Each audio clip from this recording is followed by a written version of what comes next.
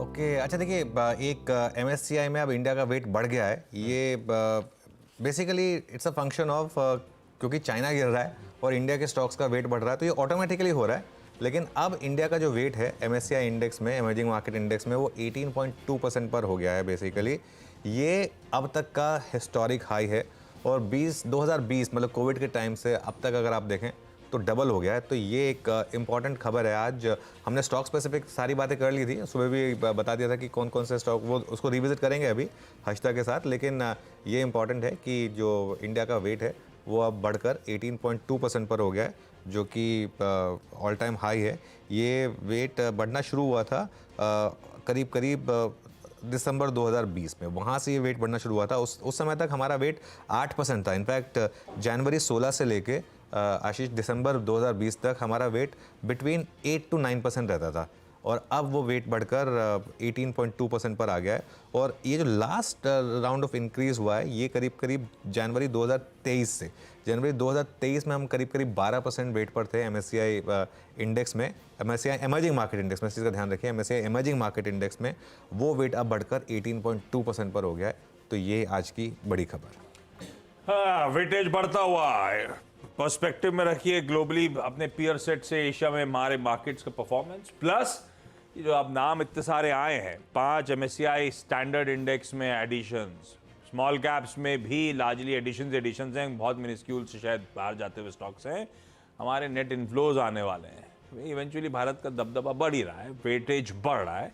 ये पैसा जो आना है दरअसल इस बार वाला एडजस्टमेंट 29 फरवरी को आएगा। खैर ये अपडेट्स है। एक काम करें, जब बात छिड़ी गई है तो एमएससीआई के अपडेट आया कि आज उसमें तड़के कौन सा इंक्लूजन कौन सा एक्सक्लूजन, उस पर ही चर्चा कर। आज आप बगल में कहीं से बैठी? मुझे लगा आपके साथ बैठना चाहिए। अरे वाह, दिन मंगलवार है भाई। कुछ ना कुछ फायदा मिलता है। क्या है खबर है एमएससीआई? तो 5 एडिशंस हुए हैं आशीष, और जैसे कल हम दोपहर में भी मेंशन कर रहे थे कि सरकारी कंपनियां दरअसल बड़े पैमाने पर ऐड होती हुई दिखाई देंगी, तो वो इनफैक्ट स्टॉक्स पीएसयू वाले रेडार पर रहेंगे। एनएमडीसी, भेल, Punjab national bank, union bank, ये कुछ एडिशंस हैं सरकारी कंपनियों में, और एक ऑफ कोर्स है जीएमआर एयरपोर्ट। तो ये वो 5 बड़े एडिशंस हैं जो स्टैंडर्ड इंडेक्स का हिस्सा बने हैं।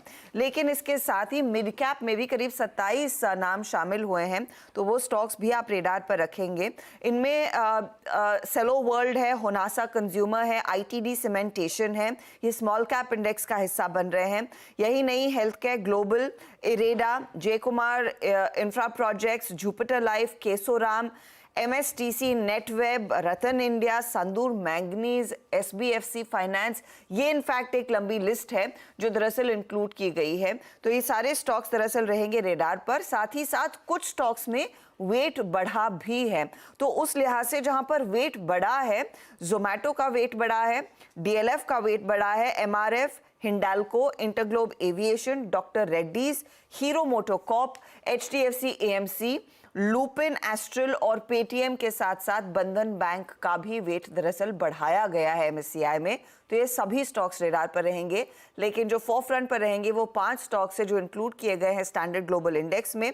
और जैसे अनुज मेंशन कर रहे थे, highest ever historic weight India का है 18.2%। अगर आप देखें लास्ट टाइम जब रिवाइज हुआ था ये 17.9% से बढ़कर 18.2% पर आया है, लेकिन ऑफ कोर्स 2020 से डबल होता हुआ।